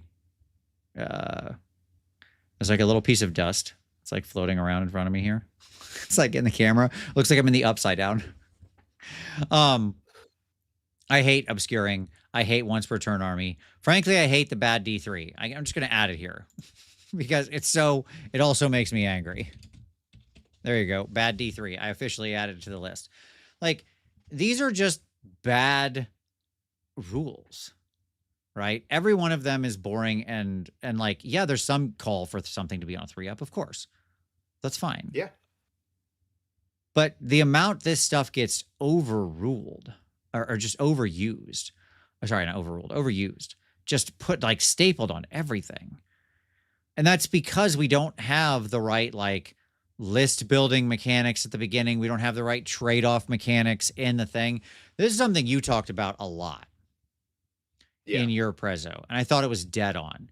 We are sorely lacking just trade-off mechanics, skill test mechanics, right?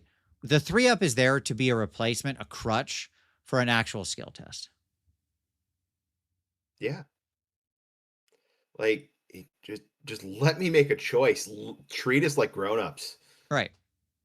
If it was like I wouldn't mind a thing that I can only use once or twice a game or whatever the rule is or something like that. Or if, like there are appropriate limitations you can run things. Or if you do it and X doesn't happen, then the unit suffers this penalty, or the unit suffers this penalty if you do the thing after it's done, so on and so forth, right? There's lots of ways you can make things like that become balanced besides just like, well, roll it 3-up. Yeah. Okay. It is just a crutch, right? So at any rate, all of this stuff is bad, and it leads toward, the funny part about it is, again, it's pulling in different directions. It's simplifying, but Spike hates the bad D3 just as much as Timmy does. They both hate that thing because it's just gating their fun for like no reason. Johnny doesn't like it because then it screws with his plans and his combos and like what he's trying to accomplish. Literally no player psychographic profile enjoys the bad D3, and yet it's the most common rule written besides once per turn army. Often in conjunction. Yeah. If it's a once per turn army bad D3 ability, it's like good night. I do not ever want to see that war scroll. Mm-hmm. Yeah. Infuriating. Right? So there you go.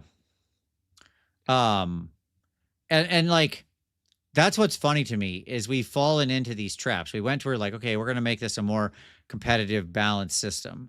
Simplified everything down, went for this. And then we crutched ourselves on a bunch of bad rules to compensate for the poor list building. Right. That no one likes, that appeal to no one. You wrote them for literally no one. Yeah. That's a problem. I don't know where that idea for the bad D3 ever even came from. Like, especially when it's mortal wounds, it's like, did you really need to turn one mortal wound into 0 when one is already meaningless? Right. Like, really? Do a D3 mortals on a 2-up, and it's like, why was 1 going to be a problem? Was that going to really change the face of the game or something? No. Every bad D3 roll that does mortal wounds is a joke. Stop it. That's just like, you roll the thing, you get the 2 mortal wounds. You're like, yay, I guess. All right. I got something moderately neat. Okay.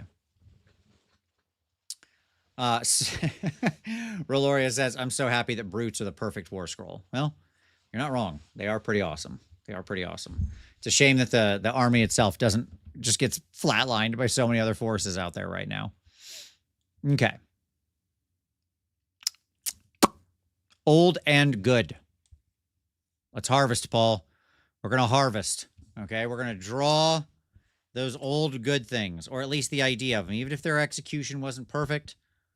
What was good? Yeah. I mean, there were a lot of things that, like, the execution was bad, but the idea was good. Yeah, I mean, I think maybe one of the best examples was just the oh man, the name is escaping me now. The supplement book for second edition with all the artifacts. Oh, arcane, whatever, something. Yeah, malign sorcery. Is that what it was called? Yes, that's the one. Malign sorcery. There we go. That existed. It was great. Now, having a selection of 84 different artifacts to choose from was amazing. That existed. Now, about 80 of them were terrible. Specifically, there were 10 defensible ones you could take. 10. Yeah. Yes. Yeah, but like there were points to the other ones existing. It at least gave people options or the illusion of an option. Sure. You know, like it isn't that, like, didn't Mark Rosewater do like a long piece at some point on like why he makes bad magic cards on purpose? Yes, there's a great article on why bad magic cards are essential to a set. Yes, absolutely. Yep. Yeah, like we need bad artifacts available to us. But when we get a book where we only have 3 artifacts available and 2 of them are bad, like the point of having a bad artifact in there to illuminate the good ones is lost because we only get one good one. Right. Right.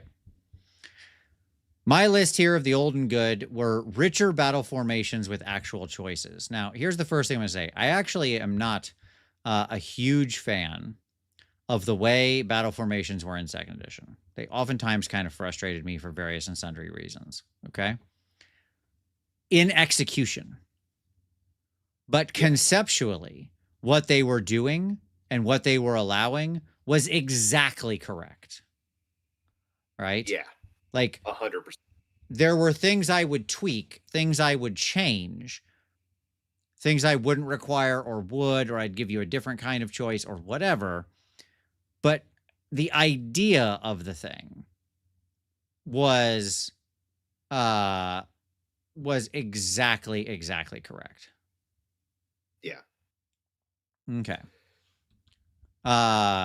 Yes. Halo said Magic's excuse is essentially limited in power creep due to print runs. AoS has neither excuse. A $60 box should not be patently bad ever. Oh, I agree on the units. You're absolutely right, Halo. Like, we don't need bad units.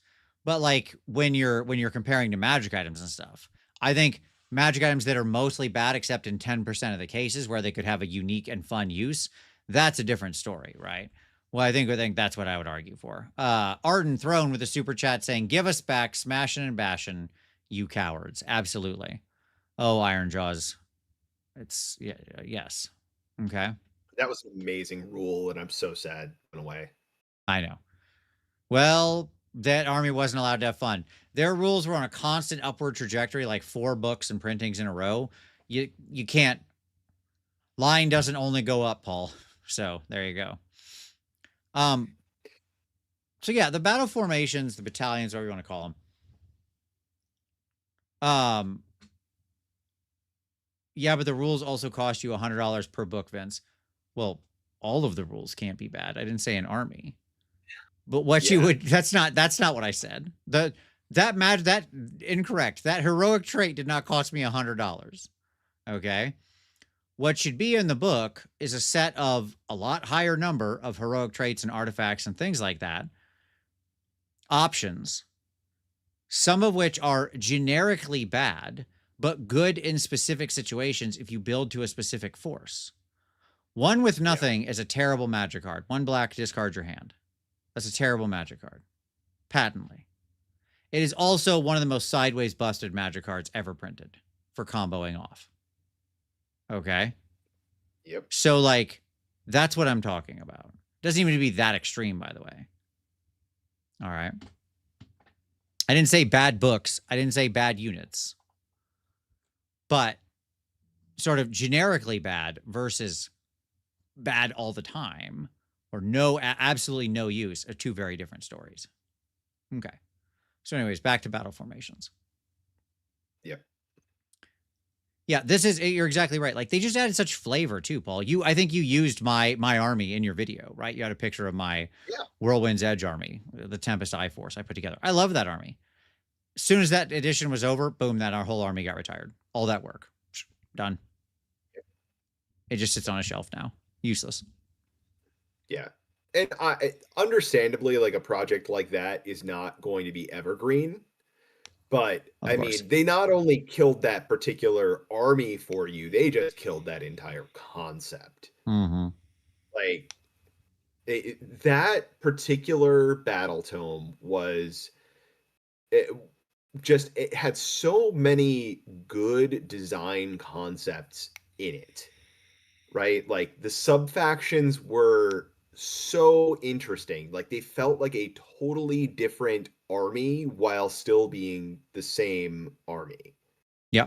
Like, they all were catering to different aspects of this cosmopolitan cities of Sigmar, all of these different dwarves, the and cities elves in the and different humans. realms and how they operate differently. Yes. I think when a lot of people look back at like what is good about second edition, they look back at something like Malign Sorcery. They look back at something like the Cities of Sigmar Battle Tome that came out of second. Yeah. Absolutely. And, in my recent, cleaning and reorganizing, I found all of my printouts of those, the other sub-factions for that book that they released out of, I think they might have been White Dwarfs, or they might have just been PDFs of like additional cities they added. Yep. And like, were they great? Like, no. But were they interesting? Did they inspire people? Yes. Yep. Exactly. They existed, which was awesome. Like, just having more material that exists to give you choices and options. Yes. These kinds of things are also the stuff that's super rich for like a soggy type expansion. When we get new battle formations now in 4th edition in a soggy thing, most of the time they're like, meh. Because they're just so boring and flavorless. Almost every there's been a couple of books recently where I was like, okay, all of these battle formations actually do something. But the vast majority of books, I just don't care. I just don't care. The battle formation is like the least interesting choice I make, because it's just like, well, okay, this basically does nothing. Great. Yeah. I really liked as well that there was a period of time where you really had trade-offs with your battle formations. And like, you might have been really giving something up. Like, you were locked into, say, an artifact that you had to take that battle formation. And like, you had to decide, like, is the ability for this really good enough to be giving up my first artifact choice? Mm-hmm. Yep. Oh, don't worry, Scott. We're going to get there. And we talked earlier about all the good stuff in 4th. Like, the first slide was all the things that are really good we want to see carried forward. And we're going to end on that too. This is a sandwich. It's a sandwich, Scott. We got to do the bad in the middle. Yeah. What I liked too, what in that Cities of Sigmar battle tome, was that interaction with Malign Sorcery, where if you took things from Malign Sorcery, the city that you pick was locked into a particular realm, and the artifacts from Malign Sorcery were also realm locked. So it made it so that you had a limited list of Malign Sorcery artifacts that you could take. And I think that was like the only book that played with that concept. Right. But like, man, was that a cool idea? It was. It was. I've often thought the realms were like one of the most underdeveloped things that we've leaned into. It's one of the coolest parts of the whole AoS lore, is like having all these different realms with like wildly different personalities. When you look in the core book and you see the awesome art for like the peoples and the armies of the different realms, like what the orcs who run around Shaiish look like compared to what those who run around Akshi look like and stuff. I just think that's like such an underutilized part of what they could be doing right now. They have this like incredibly fertile design territory to work with, this unbelievably good underlying story and flavor, and they just do nothing with it, right? Like they have this incredible panoply of ingredients, and they're just like making a stew every time. It's like, okay. Like, okay, basil again. Let's roll. Okay. Right. Just dump it all together. I think old and good was there was a larger selection of choice points throughout the process, and that relates to the next one, which is the ability to select more items during list building. Both of these things are tied together, right? Yeah. Whether it be you could pay for an additional choice, or if you took the battalions that gave you higher drops, but then you also got an extra artifact choice or whatever. Lots of different implementation styles of this over the course of the editions. But the point of it is that like it's fun to play with those toys. Right? Yeah. It was neat. Yeah, give me my toys back. Right. Yes. So there you go. I thought the point of all that was to give people room lore justification for any paint scheme they want, e.g. purple skin orcs from Shaiish. Sure, I mean, that's part of it, yeah. But it's also like a hugely rich thing you could use to actually tell a story and have that manifest in the rules. You could do that too. Like, you can do both. Why not both? Yeah, it would be great to have a sub-faction of orcs from Shaiish that do some kind of weird thing relating to undeadness. Sure. Like, why not? Or being sneakier and knowing how to use the shadows or whatever, right? Yes, exactly. Like, yeah, we've just gone completely wrong in utilizing these things. Okay. My next one is more interesting. I like that we've talked about the more items, more artifacts, more traits, stuff like that, like 100 times, right? It's fine. Hades saying the problem is that GW knows that its settings are popular, but they don't know why their settings are popular, which is why they're always fumbling. Yeah, that feels very true in this case, Hades. That feels very true. Excellent insight. Okay. So more interesting skill testing abilities. This goes right back to what we talked about on the previous slide, Paul, right? Which is like, you know what's cool? I make a choice to either take a penalty or do a thing or risk a thing, right? A downside, but I get a potential advantage, buff, bonus, enhanced effect. That's interesting. That's skill testing. When do I punch the button? What's not interesting? A 3-up. This is just the flip side of that coin. Yeah. And even just not looking at it necessarily from the perspective of it being skill testing, just allowing for creativity. Like letting the Johnnies loose. Yep. Letting people do things creatively with their armies, that like giving them permission and inspiration to do things with their armies that they might not otherwise do. Yep. Like they have messed this up in the past, to be clear. 2019 Slaanesh and FEC, the two kings of the dark times of 2019, right? Show how this goes wrong. Like the reason both of those armies were oppressive is because neither of them actually skill tested. In both cases, you took your biggest, scariest piece and just shoved it forward. And in the case of the keepers, you could just you could auto force them to go last, to strike last, and then rip them apart before they go. In the case of the Terrorgeist, you could automatically strike first and just do, spike 24 mortal wounds, and then job's a good one, right? So that is an example of like where they clearly missed the mark previously. Again, not everything old was good. I want to be super clear on that, right? But there were plenty of abilities that were in there that were actually like very skill testing. We mentioned Cities earlier, and Cities was full of this stuff back in the day as well.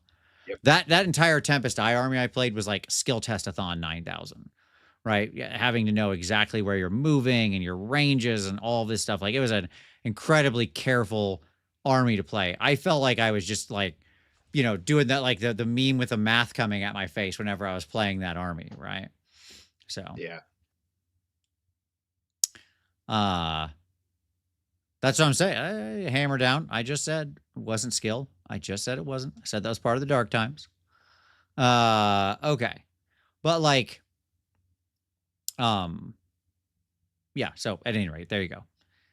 And then finally, the last one, old and good, more ability. We've already touched on this a little bit. More ability to blend armies, soup, and build quirky lists. Yeah. Bye, Derek. Tell your wife I said hello. Bad. Go ahead. What'd you say, Paul? Some of the soup was bad. Some of it was abusive. Yep. But it was also fun to be able to build like a Nurgle list from 5 different books. Yep. I agree. Like that whole Tempest Eye army was that. It was exactly that. I had like a few Stormcast pieces. I had a freaking Wood Elf or whatever in there. It was some kind of weird guy. I had, cities units. I had dwarves units. Man, it was awesome. Okay. It was fantastic. Yeah. What a fun army. And the way that, second edition rules were designed too was like, if you were bringing in those allies in coalition, they just had like 0 synergy with the rest of your army. They couldn't take command abilities. There was a whole bunch of other limitations on it. So there were some guardrails on it, although I remember there was a period of time where like, and this might have been first edition, when there was like an order soup list with like the high elf dragons being bent and other random. It was first edition, but yes, exactly. Yeah. I mean, and that's just it. Like, soup implemented badly is bad. I know this is like one of Haywo's things. Like, Haywo doesn't like soup. He got into ogres because he wants to play ogres, not a whole bunch of armies. And I always talk about I hate Regiments of Renown because I got into like, I don't like with Sons of Bahamut. I play my giants because I want to play giants. But the right way to play giants is almost been exclusively to take the dumb goblin Regiment of Renown. Yeah. Okay. And that's just like the opposite of interesting to me. I'm not interested in the giants because they're not an army that like lends themselves to being soupy. I got into giants to play giants, right? Like, and I get it. People have talked about like, I'm so happy soup is gone when I play against an army. I want to play against that army, all this kind of stuff. It's actually fascinating to watch people's response to soup on here, or to blend armies, or to build quirky lists. Quirky lists can include, by the way, just completely within that one army, right? Mm-hmm. You don't even have to have like other armies mixed in there. But I love seeing the reactions to this because there's a bunch of people in the chat who are like, good, I'm glad it's dead. I hope it stays dead. I hate soup. I hate everything about it. It sucks and it's stupid. And there are some people in the chat who are like, man, I really miss being able to do this cool army blend thing that was there, right? Like now we do it through the Regiments of Renown, but it's pretty on rails. And frankly, as you said, most of the regiments are just bad and boring. And like, who wants to take 2 bad unreinforced units that get no abilities? For the most part, that's what you're doing with Regiments of Renown, right? Okay. Yep. But it's that split between the love and the hate that makes me think like, well, maybe we need more of this because it's so polarizing. Like polarizing things are generally good for game design. This is true. You want some 2s and 10s or 2s and 9s or whatever it is, right? Like that's another Mark Rosewater classic. Like some part of your game element should trigger people that like, if half the people hate it and half the people absolutely love it, that's good. If everything in your game is a 7, which is where we are right now with AoS, your game is boring and on a downward trend. Yep. Okay. Because a bunch of people will like it, but not love it. And what you need is like a bunch of different sort of polarizing elements that people really glom onto and love. Okay. Yeah. But your point there leads me to my next slide, which is the way forward. Do we need different modes of play with different rules? That's the first question I ask on this slide on the way forward. I think the answer is yes. Yeah. Okay. So many things we've talked about, whether it's soup thing or beyond, a lot of the problems we've highlighted have come about by trying to serve everyone with a single set or serving no one. Okay. Yeah. And with 4th edition, we actually built the underlying infrastructure to be able to do this properly, right? Like, that is to say, you have your core rules, which are just like the very strict fundamentals of how the game works. This is how you hit, this is how you wound, right? So on and so forth. Yeah. And then you have the advanced modules that sit on top, right? And it's like, okay, well, matched play uses these rules. Well, there's really nothing else. Like, there's that in Spearhead. Yeah. And that's it, right? And where they've gone wrong is not in like, okay, so there's like, whatever, 5 advanced rule sections, right? Battle tactics and list building and so on, magic or whatever. And to me, where it goes wrong is not in, well, we could turn one of these on or off. No. You need different advanced modules that are the same thing, like along the same line, but built for different purposes, for different game modes. Okay. Yeah. And we used to have that 3 ways to play thing. Yeah, and like, look, open play was always a complete joke, so whatever. And I don't know what narrative really ever meant. All right. The problem with those is that you're trying to like reverse engineer your way into a thing, which doesn't make any sense. Okay. Yeah. When like actually the modes you're trying to play, like, I don't know what the number is, but I can tell you some that I think probably make sense. Right. So like, here are some additional modes. True multiplayer. That's a mode. Yep. Okay. Like, and I don't know exactly what that looks like. Maybe it's more like a, built for 4 players or 5 players or 3 players or whatever, something like that. Maybe all of the above. That's fine. Mm-hmm. Maybe you need just like a chill set of rules. It's like in the chill set, you can do these things. Okay. Yeah. It frees the shackles a little bit. You're allowed to go this kind of stuff. Use these choices. Maybe you need like a competitive set, a tournament set, whatever you want to call it. Let's call it the tournament set. Okay. And that puts on the most strict list building restrictions and gets you to where it's like, yeah, we'll be on even footing for the tournaments, for the tournament crowd. So tournaments feel very, balanced or whatever. Right? Yep. Okay. Campaign play. That feels like a thing. And I don't mean Path to Glory. Okay. I mean playing with an army I built that I then have some kind of post-game process to and roll through some stuff and have fun things happen. I am not looking to jack on an entirely separate game here. Okay. Yeah. Like I'm not looking to start at some low number of points to do that. Like it's just not. Yeah. But I mean, Path to Glory can stick around too. That's fine. I'm not against it. Yeah. My point is we can keep going. Go ahead.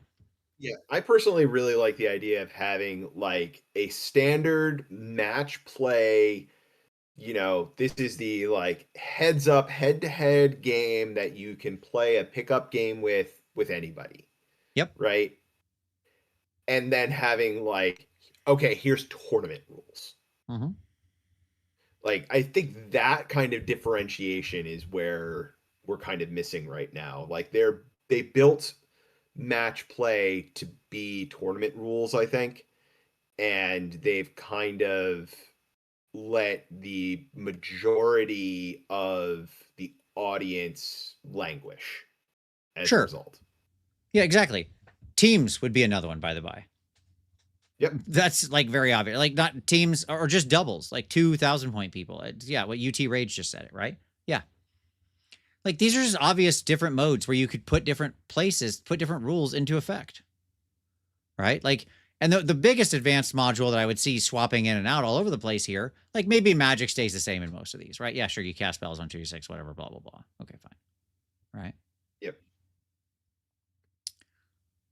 But like list building could be radically different in one versus the other. Radically different. Your fun little pickup, because they've always tried to serve these two masters, right? Where they're like, Well, we want people to be able to take the list full of all big stompy monsters because some people like just taking big stompy monsters. This is like an example of a thing, right? You want to be able to take your Timmy loves his 6 Terrorgeist or whatever. We want to let Timmy take his 6 Terrorgeists. But then we're going to go in behind it and slap once per turn army on everything to stop spam from being competitive. Well, now Timmy's sad too because his Terrorgeist can only do his like scream or whatever his special thing is. Only one of them gets to do that. That sucks. Yeah. Right? Yeah. Whereas if the list building for tournament play is just structured such that spam isn't an option, because in the hardcore tournament mode, you're trying to keep people within tight bounds, you just write list building like that for the tournament play mode, right? But for the casual fun pickup game, it's like, nah, man, go nuts. I don't know, whatever. You want to run 6 Terrorgeist, run 6 Terrorgeist. Like, go ahead, go crazy, right? Mm-hmm. Yeah, it would just be nice to have options, and I think maybe that's part of why you see success right now with like the Holy Wars and Holy Havoc events, and other narrative events, like people gravitating towards those things because it's like, well, they're taking a lot of these restrictions off. Yep. For example, those events do not use battle tactics. They have his own special unique narrative, like things you're trying to accomplish over the course of the game. It's great. Yeah. It's really fun. Yep. It feels themed and narrative and like a cool thing you're trying to do. I'm here accomplishing something. This is fun. It's different. Like options that turn those kinds of things off. Like sometimes you just want to try to kill your friends. Yeah. Right? I'm not trying to go stand on this circle and get over on this side and blah, blah, blah, blah, blah. Right? Yeah, how is it that we've had how many GHVs now and we've never had a battle plan that was just kill points? Right. Like, that seems like that should be an obvious option somewhere. And like in a tournament setting, it totally makes sense to have these tertiary objectives, like what battle tactics serve. They're very useful, right?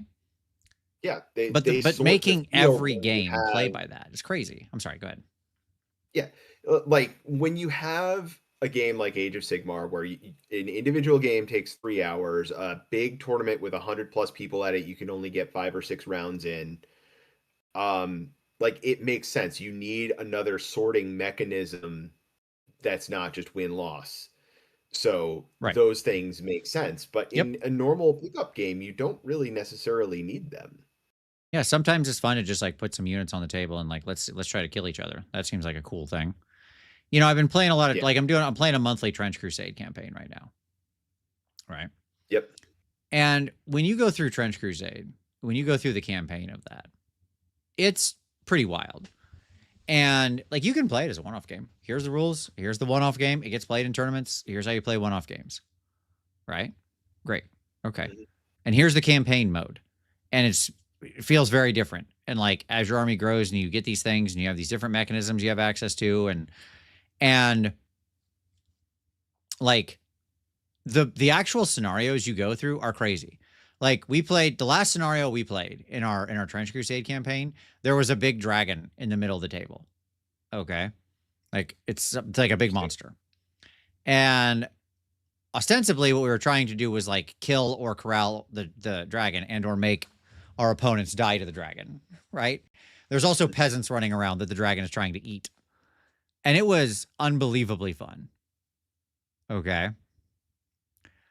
So like, where is that? Where is that experience? Obviously, exactly that thing doesn't work in an army size game. It's much different in a skirmish game. I'm aware. Right. Yep. But like the basic point I'm getting at here is like the different experience in these, because these different rule sets and different modes would allow you to have different kinds of scenarios. Right. Yeah. Varied goals, campaigns, options. Okay.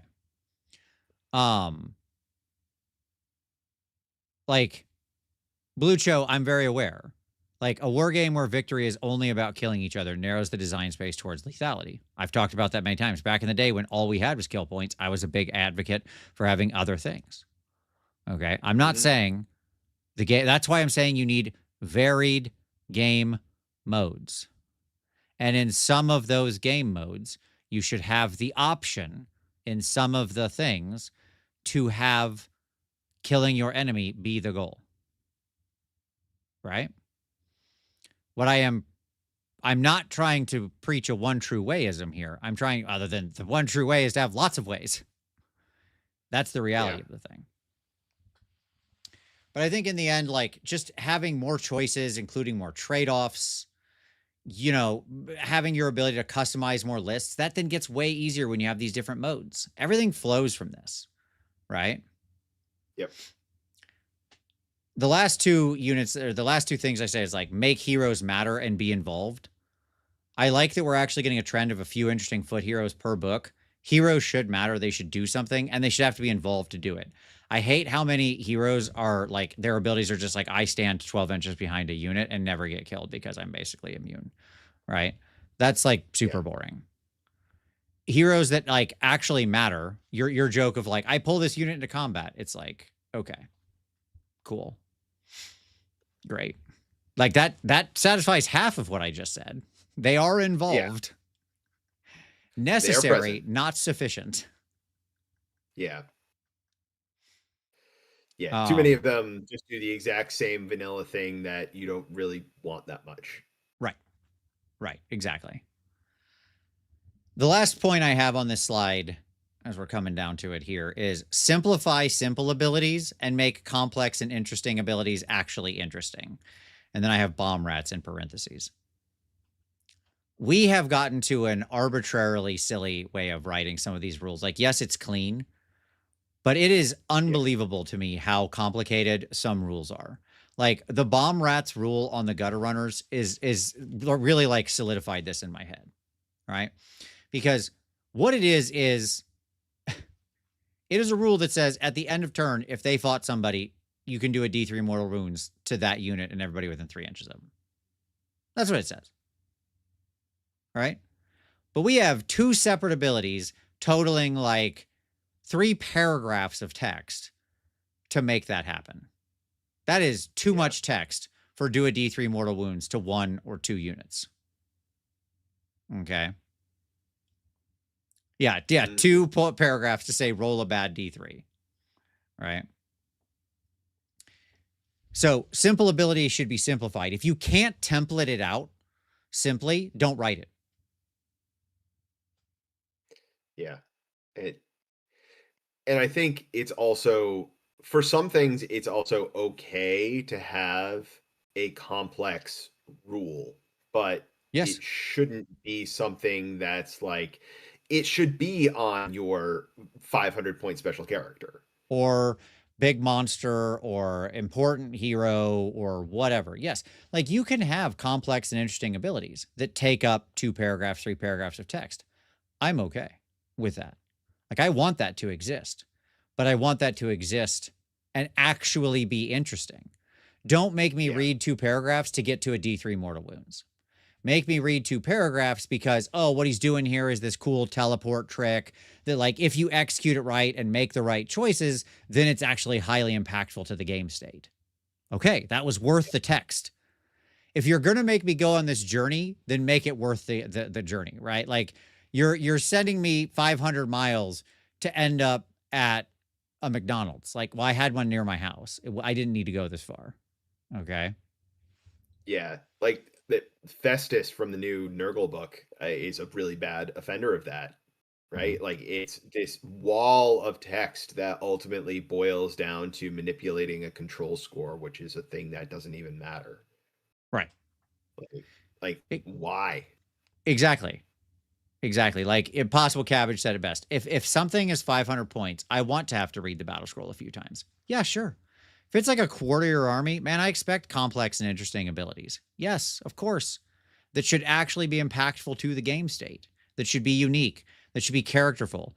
By assigning a quarter of my army to this thing, I should be making a statement about the type of army I'm building. Yeah. Right? But on anything that's like a 100-point throwaway unit, it should not be that complicated. If you can't say it in a line or 2 of text in a sentence or 2, strike the ability, start over. You've gone wrong. Yeah. Yeah, and maybe thinking of it this way, like 500 points is a quarter of your army. Like, yeah, it should be like a quarter of the rules of your army. Mm-hmm. Cygnus just said a quarter of the army equals a quarter of the mental load. I like that framing. Right? Yes. Perfect. Like you have like X amount of mental load you can deal with, right? And when every dumb 100-point unit has paragraphs of text, paragraph on paragraph, it's just like, okay, well, this isn't going to work for what is in the end a dumb ability. Okay. Yeah. So I'm not trying to say simple units should be boring. That's not what I'm saying. I want to be super clear here. Okay. You can have basic units that have cool abilities on them and do neat things. That's fine. But you should always be aiming to simplify that text as much as possible. And if you're going to make it big, it better actually be interesting. If you're writing 3 paragraphs to say, do a D3 mortal wounds, you've gone wrong. That's what I'm saying. Because that fails on both counts. It is neither interesting, nor simple, nor impactful. Yeah. Okay. So that's the way forward, right? Basically, there we go. And I mean, I think we're getting there. What I'll say is, to their credit, I have seen some of these things start to come into effect in some of the recent books. I am hopeful that this is the trend line we're on. Right? Yeah. And the thing that makes me optimistic about this overall is that almost all of the things that we're noting here as needing improvement, it's all stuff that can just be fixed in battle tomes and supplements. This is not core rules stuff for the most part. Other than like the play modes and stuff like that, which is like the advanced rules stuff, right? We want to see that those options expand as we go into 5th edition. But you're right. The choices with trade-offs, the limit units, not abilities, the make heroes matter, right? The simplify abilities. All this stuff is just War Scroll stuff. This is battle tome stuff. This is just how you write the game. Yeah. And even like different play modes, like that's a GHB away. Exactly. We could go back to making interesting GHBs. We have the power. Yeah. Bring back 2017. Make the design team go back and read every page of that, and then write us a book report and go design again. Yep. Comsomolitz. I don't know how to say that. Okay. How do you feel about abilities like Nagash's coin flip? Neat lore ability, but doesn't need much text for the mechanic itself. I love it. You could 4-box this, right? So simple, complex, boring, interesting. Those are make a grid. Standard 4-box, right? Like this is business 101 if you can 4-box something. And your high value box, right, is simple and interesting. That's your golden square. Every ability you can get in that square is the best possible thing, right? If it's simple but boring, fine. If it's complex but interesting, fine. If it's boring but complex, bad. That's it. That's the 4-box. Right? It's very easy. So, there you go. Gooball, we're not saying gimmick GHBs. We're saying good GHBs. GHB 2017 is not a gimmick GHB. It's a fantastic GHB. It should be the template for going forward. It's not just like, oh, hey, magic dice. Now you just roll crap tons of extra magic dice for no reason and spells are weird and do a ton of mortal wounds. Like, whatever. Right? Okay. So there you go. All right. Hey, everyone. There you go. So that's how we see to go hope going forward. So I'm positive. I really do think as we get toward 5th edition, I really think this is the kind of stuff that we're going to see, because I think there's just too many people saying this. You know, Paul, you mentioned just like the traction you got on your video and like how many people were commenting, agreeing with you. And I just think this is like something that's out there in the zeitgeist. I think for the most part, the tournament players are still fine and mostly happy. Right. But I think for the rest of us, the sauce just isn't there. We've lost the spice. I think a lot of these things would help bring the spice back. Yeah. Okay. Got to make the chili a little more interesting. Yeah. We're down to just the gruel now, right? We've sat down. I loved your opening slide. Everybody should watch Paul's videos, but he talks about this a lot. It's linked down below. But like in there, I loved your opening slide. You just had like all these incredibly boring flat foods or whatever on there. Just like, just gray food. Absolutely. Yep. Cygnus said, I like Vince's fun it square. That's a good way to put it. There you go. Exactly. It's my fun it square. I like it. All right, everybody. Hey, thank you so much for watching tonight. Thank you to everybody who super chatted. I really do appreciate that. So thank you so much. Don't forget, if you haven't hit like or subscribe yet, do that stuff. That really helps the show. And also you can hit up links and things like that down in the description, affiliate links to pick up all your hobby supplies. That is also incredibly helpful. Hey, by the way, don't forget, Repent, Ye Foolish Gods, Adam and I's newest game, comes out on June 5th. Yes, that's right. June 5th. Sorry, had to think about that. June 5th is the official release date. In fact, I was just reviewing the actual print copy today. How about that? And folks, let me tell you what, you are not prepared for the art that we've got for this new book. If you want to take a group of fallen, bastard, cursed warriors and bring vengeance and suffering to the followers, the dark gods, and eventually slay the dark gods themselves, boy, this is a game for you. So there you go. Check it out. Coming June 5th. A lot more there. It has more. Heywo, who was one of our secret badgers and playtesters, said it has more fun list building than AoS. Absolutely. It is good. Paul's link should be down at the bottom. I put it in there. I'll look. Hold on. I'll go look now. Yes, it's down there. Second from the bottom link. Radio Free Hammer Hall. That is Paul's channel name. There you go. Kraz. Okay. When I hear your name, Chrysavian, by the way, all I think of is Rumble from what's with calling Soundwave uncrasomatic? All right. Anyways, that's a Transformers 1984 reference, the best Transformers movie. Anyways, thank you, everybody. Hit all those links down there. Hit it up. Appreciate it. Merch store, other podcasts.